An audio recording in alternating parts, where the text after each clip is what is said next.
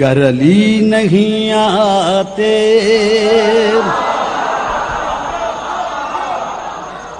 زندگی نہیں آتی. اور یہاں پر اہل سنت کی دو کتابیں لواء الحمد کے بارے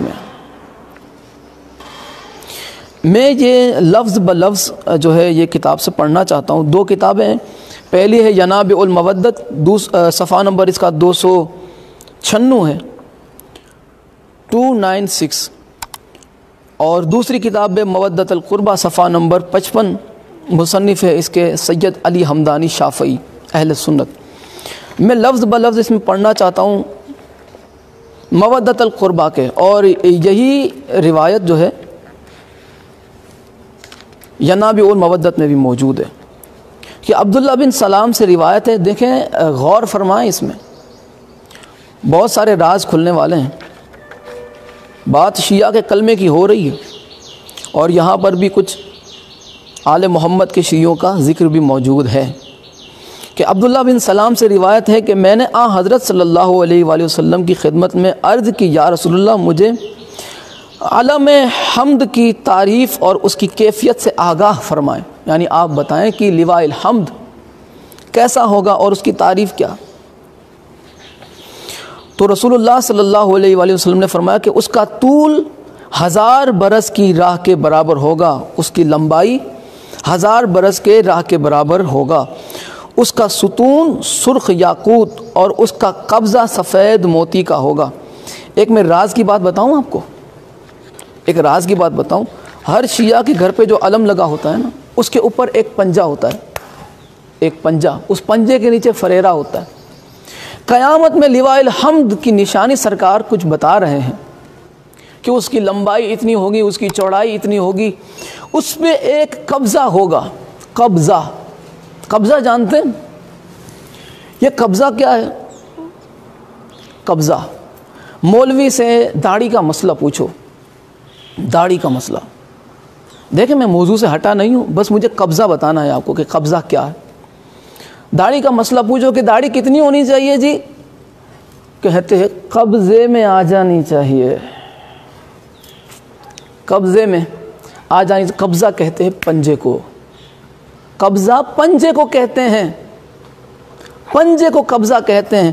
اور یہاں پہ سرکار فرما رہے ہیں کہ قیامت کے دن جو لواء الحمد ہوگا اس کا قبضہ سفید موتی کا ہوگا، پنجہ ہوگا سفید موتی کا جو لواء الحمد ہوگا قیامت کے دن، جو مومنوں کو امان دے گا. اور کون ہوں گے اس کے نیچے، وہ بھی میں انشاءاللہ بتاؤں گا آج اسی مودت القربہ سے.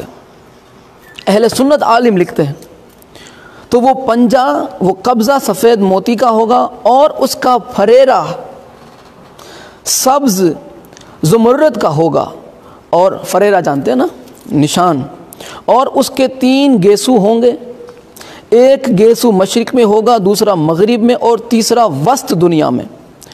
اور ان کے اوپر 3 سطریں لکھی ہوگی. اب یہ سطر ملاحظہ فرمائیں، 3 سطریں لکھی ہوگی. پہلی سطر لا الہ الا اللہ محمد، پہلی سطر بسم اللہ الرحمن الرحیم، پہلی سطر. دوسری سطر الحمدللہ رب العالمین، اور تیسری سطر لکھی ہوگی لا الہ الا اللہ محمد رسول اللہ علی ولی اللہ. یہ 3 سطریں لکھی ہوگی. اور آگے آپ ملاحظہ فرمائیں کیا فرما رہے ہیں کہ ہر سطر کا طول، ہر سطر کی لمبائی 1000 دن کی راہ کے برابر ہوگا. اور میں نے عرض کی یا رسول اللہ آپ نے سچ فرمایا. اب یہ فرمائے اس علم کو کون اٹھائے گا؟ اتنا بڑا علم کون اٹھائے گا؟ اسے اتنا بڑا علم کون اٹھائے گا؟ تو سرکار دو عالم صلی اللہ علیہ وآلہ وسلم نے فرمایا کہ اس کو اور اس کو لواء الحمد کو، یعنی اس کو وہ شخص اٹھائے گا جو دنیا میں میرا علم اٹھاتا تھا، دنیا میں میرا علم اٹھاتا تھا، یعنی علی ابن ابی طالب، کہ جس کا نام اللہ تعالیٰ نے زمین اور آسمانوں کی پیدائش سے پہلے لکھا ہے. میں نے عرض کی یا رسول اللہ آپ نے سچ فرمایا، سچ فرمایا. اب یہ بھی فرمائیں کہ آپ کے اس علم کے سائے میں کون لوگ ہوں گے؟ فرمایا مومنین، دوستان خدا اور خدا کے شیعہ. اور میرے شیعہ اور میرے محب، اور علی کے شیعہ اور اس کے محب اور انصار۔ علی کے شیعہ اور اس کے محب، علی کے شیعہ، سطر آپ نے ملاحظہ فرمائی، لا الہ الا اللہ محمد رسول اللہ علی ولی اللہ، یعنی جو لواء الحمد پہ جو کلمہ لکھا ہے اس پر بھی علی ولی اللہ اللہ نے درج فرمایا، اور اسے اٹھائے گا بھی وہی جو دنیا میں رسول اللہ صلی اللہ علیہ وآلہ وسلم کے پرچم کا علمدار تھا۔ اور اس پر اہل سنت کی 2 کتابوں کے حوالے میں نے پیش کیے، پھر ملاحظہ فرمائے۔ پہلی کتاب ینابع المودت صفحہ نمبر 296، مصنف علامہ سلیمان قندوزی مفتی اعظم قسطنطنیہ حنفی۔ دوسری کتاب مودت القربہ صفحہ نمبر 55، مصنف سید علی حمدانی شافعی۔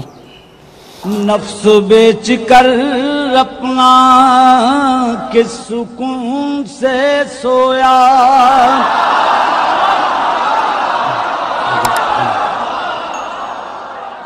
اس کا ایک